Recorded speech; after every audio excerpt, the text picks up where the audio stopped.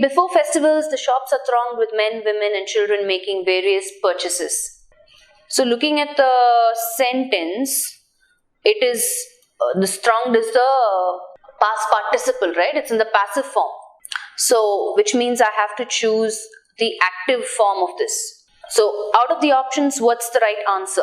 Before festivals, option 1 is giving me a completely different meaning. It's saying during festivals, but the context is saying before festivals. And also the subject is not mentioned there. It just says people. During festivals, people throng the shops. Men, women and children throng the shops before festivals, making various purchases. Men, women and children make purchases during festivals. The shops are thronged by people making purchases. We know it's not option 4 because this again is in passive construction. We need the active construction.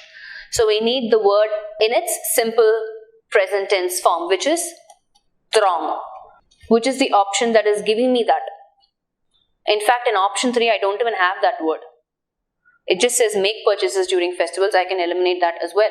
I have to choose between the given sentence is in passive form. We'll have to choose the active form.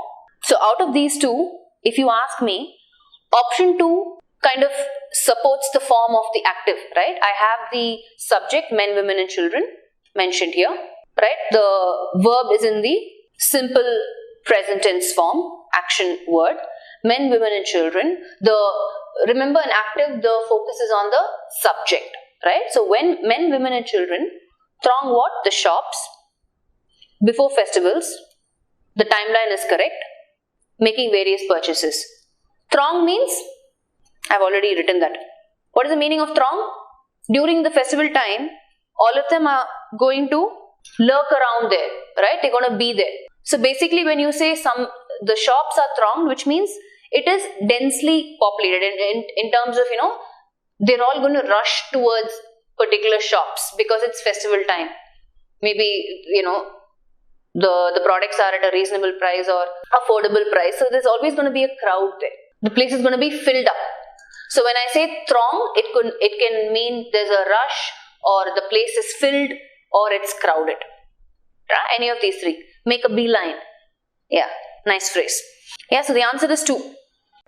Do you understand what I mean? I think again this is in a particular form and you will have to choose the opposite form.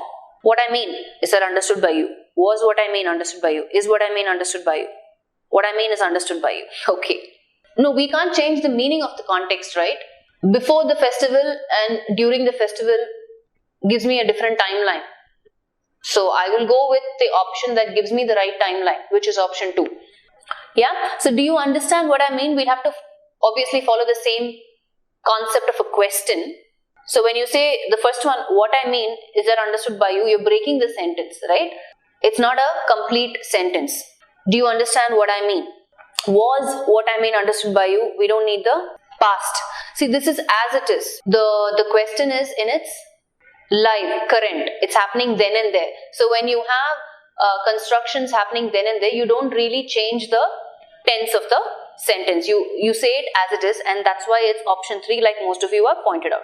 What I mean is understood by you. Again, it's incorrect construction, right? So the correct construction is what I mean understood by you. Whom does he look for? Again, questions. Whom does he look for? Options. He is looked after for whom? The meaning itself is incorrect, right? I can eliminate option 1.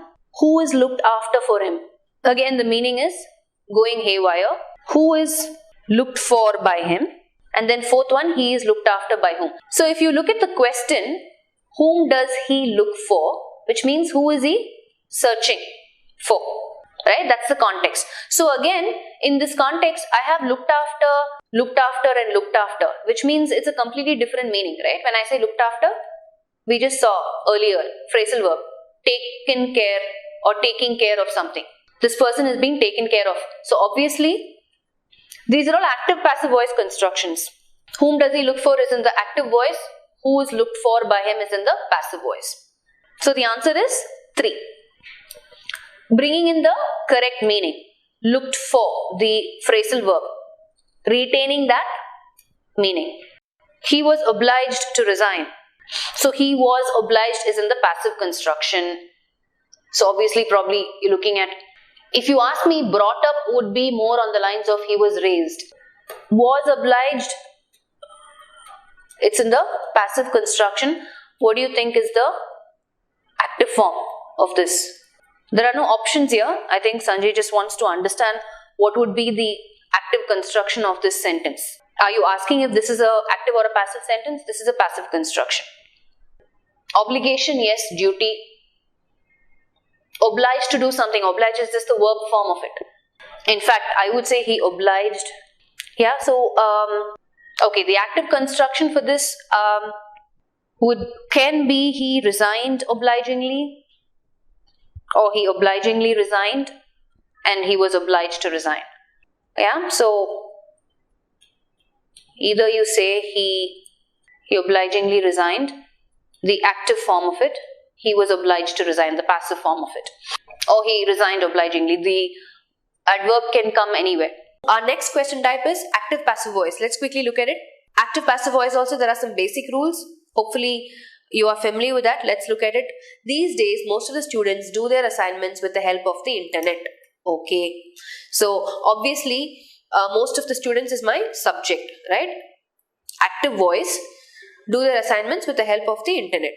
So, do their what? This is the object, right? Now, my object always takes up the subject place when I am converting it from active to passive. Right? Most of the students is my subject, do their assignments is my object, and with the help of the internet is additional information given to us. So when you're converting from active to passive, what happens? Object becomes the passive subject. So again, A starts with most of the students. I can quickly rule that out. These days, assignments are being done. So do there, right? Simple present. So when you're changing this, what happens is the form changes to is or are or am plus being plus the past participle of the verb. What is the verb here? Do. What is the past participle of do? Which is verb 3. Do, did, done. Right? So which is the option that gives you this? These days, the assignments are done with the help of the internet by most of the students. These days, assignments are being done with the help of the internet. What should be the answer option? B or C? These days, again, we can rule out option D. You'll have to choose between B and C. Now, always understand, before done, right, you will always use an auxiliary verb, right, which is here. It's been are. Answer should be C. Why? See, because the only reason being, we are talking about something that is continuous here, right? These days, most of the students do their assignments. Exactly. So, you have to, using the help of the internet, is continuous. You need are being done. So, the right option is option B. These days, assignments are being done with the help of the internet by most of the students. If you look at option B and C, these days, assignments are being done with the help of the internet by most of the students. We have simple present tense, right? Simple present tense changes to be plus past participle, correct.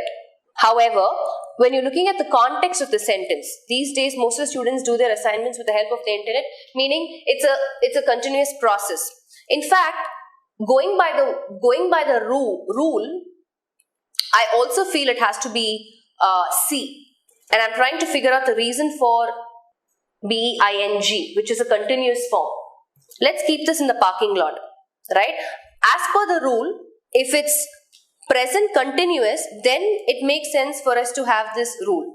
But if it's simple present tense, actually it should be is or am plus are plus past participle, which is there in option C, are done. Right? So I think it should be C actually and not B. As per the rule, if going by the rule, it should be C and not B, if you ask me. These days, the assignments are done with the help of the internet by most of the students. Makes sense. Everything else is covered. Right?